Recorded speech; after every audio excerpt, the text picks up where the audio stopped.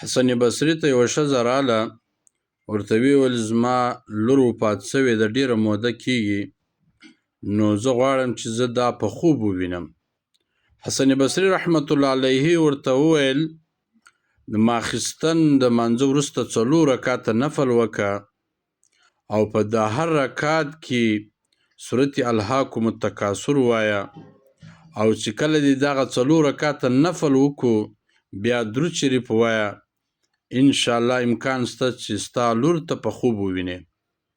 دې زنانې دغسې وکړو چې کله کور ته ولاړه، ماخستن یې 4 رکعته نفل لمونځ وکړئ او د لمانځه وروسته یې درود شریف ویل، بس خوب ورغلی.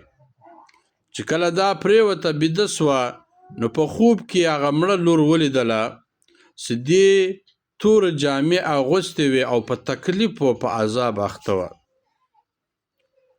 نو چې کله سهار سو دا راپورته سوه، نو خپه سوله، راغلی امام حسن بصري رحمت الله علیه ته یې وویل وایي ما خپله لور داسې ولیدله چې د جامې تورې د جهنم تورې جامې اغوستې وې او په تکلیف وله. حسن بصري رحمت الله علیه ورته وفرمایل ورته داسې وکړه، صدقه وکړه، امکان شته چې الله جل جلاله یې د تکلیفه خلاص کړي. نو چې کله بیا شپه راغله، حسن بصري رحمت الله علیه پرېوتی، نو یو شین باغ یې ولیدی، په دې باغ کې یو شین تخت پروت و او په دې تخت باندې یو ښایسته ښځه ناسته وه او پر سر باندې د نور تاج ولو. امام حسن بصري رحمت الله علیه ورته وویل وایي ته څوک یې؟ دې زنانې ورته وویل وایي زه هغه ښځه یم چې زما په حق کې یو سپین سارې ښځه درغلې وه، زه هغه ویم. امام حسن بصري رحمت الله علیه ورته وویل وایي هغه زنانې خو ما ته وویل وایي ما دا په خوب ولیده د جهنم تورې جامې اغوستې وې او په تکلیف په عذاب اخته وه. دې زنانې ورته وویل بلکل دغسې ده. وایي نو بیا دغه مقام الله په څه وجه درکوي؟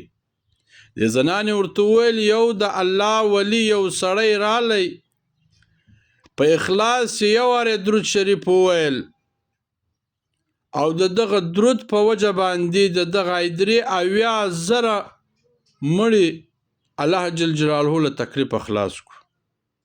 الله جل جلاله دونه مهربانه ذات ته په یو درود ویلو سره الله جل جلاله 80,000 هغه مړي د عذاب خلاص کړو چې په تکلیف اخته ولو. جناب رسول الله صلی الله علیه وسلم فرمایي وایي که چا پر ما باندې یو وار درود شریف وویل، الله جل جلاله پر ده باندې 10 رحمت نازلوي.